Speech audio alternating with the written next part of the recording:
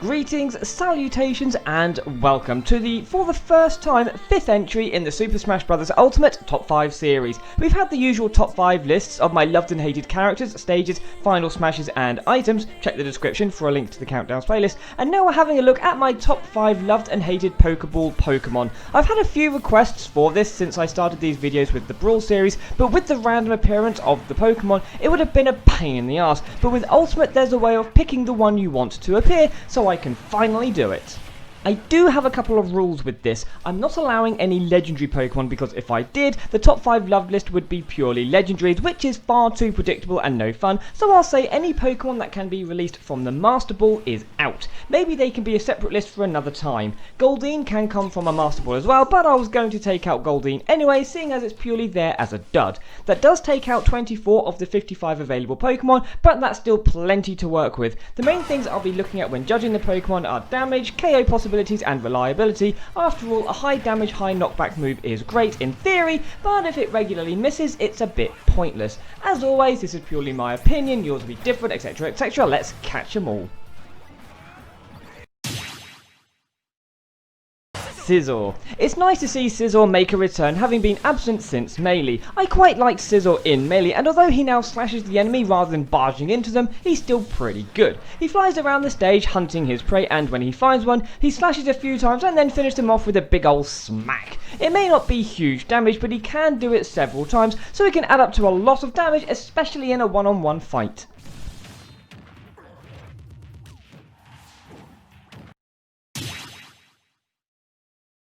Eevee. I really didn't want to have to do this. I love Eevee, but its appearance in Smash is just bad. He dashes around the stage using tackle. He doesn't seem to go in search of opponents to tackle and is restricted to the platform he appears on, even if the tackle should mean he falls onto a lower level, so he's quite easy to avoid. The damage he does is okay, I suppose, but it would need to be a lot higher for it to make up for the small chance of the tackle actually hitting someone.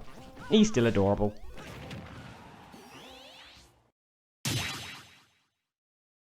Alolan Raichu. I haven't played any Pokemon games past Gen 4, but when the Alolan variations came about, I was intrigued and I thought a Raichu that surfs on its tail was pretty cool, and he's ended up being pretty decent in Smash, surfing around the stage, zapping anyone he gets near. The damage isn't too bad, he can do some nice knockback, lasts for a decent amount of time, actually goes after opponents, and can travel around the whole stage. You should have a chat with Eevee, give him some pointers.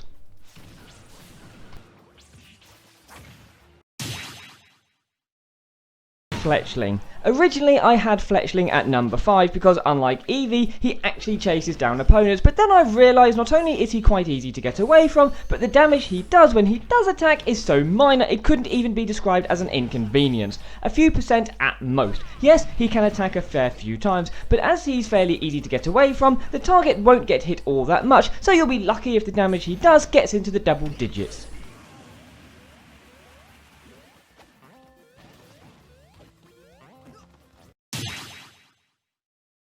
Pyukumuku, or however it's pronounced. This little thing is great fun. Anyone who stands on it gets a giant fist in the face, which is great as it is, but it can be picked up and thrown, causing it to twat anyone it hits, making it much harder for your opponents to get away. Sure, the damage and knockback are alright at best, but with how long it lasts and the fact you can throw it at your opponents make it reliable, versatile, and a lot of fun.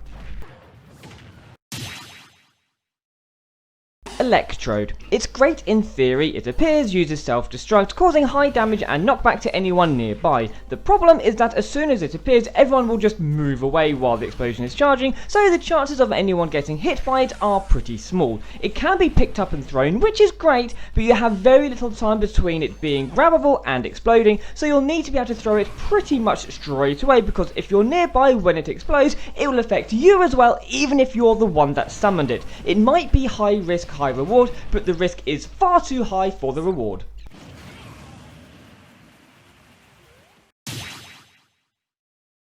Beware. Now we're really getting somewhere. No idea which game Beware comes from, but in Smash, he's great. Just like Fletchling, he walks around hunting down a target, but unlike Fletchling, Beware does some good damage and has a decent amount of knockback, so when they get twatted by Beware, they know about it. Would happily have him helping me out anytime.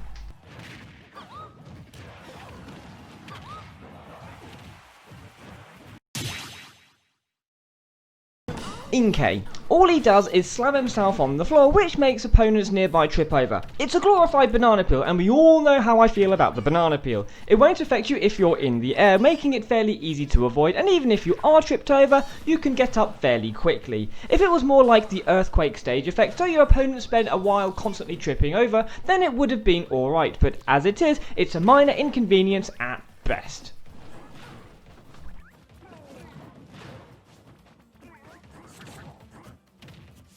Before revealing my most loved Pokemon, here are some honourable mentions.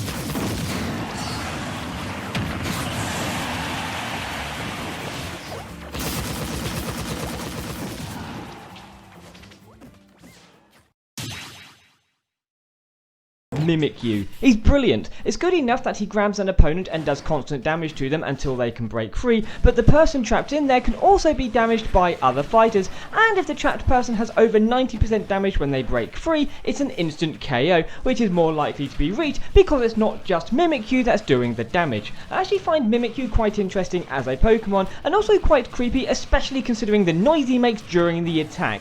What the hell's going on under there? Before revealing my most hated Pokemon, here are some dishonourable mentions.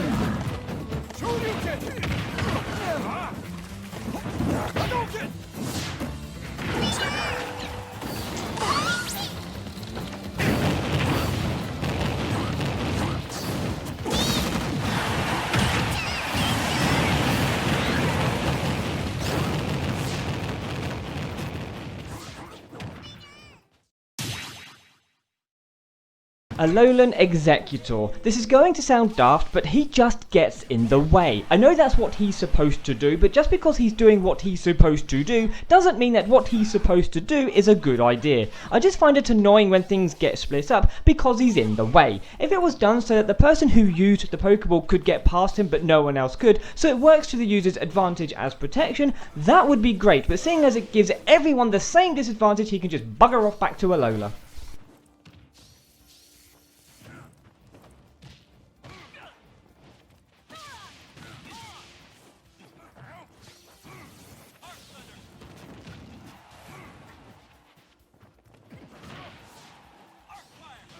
And that's that. Don't forget to like, subscribe, comment, and let me know what your top 5 loved and hated Pokemon are. There's still one more video to come in this series, unless you'd also like a Master Ball top 5 loved and hated list, but until then, thanks for watching, hope you enjoyed it, and see you next time.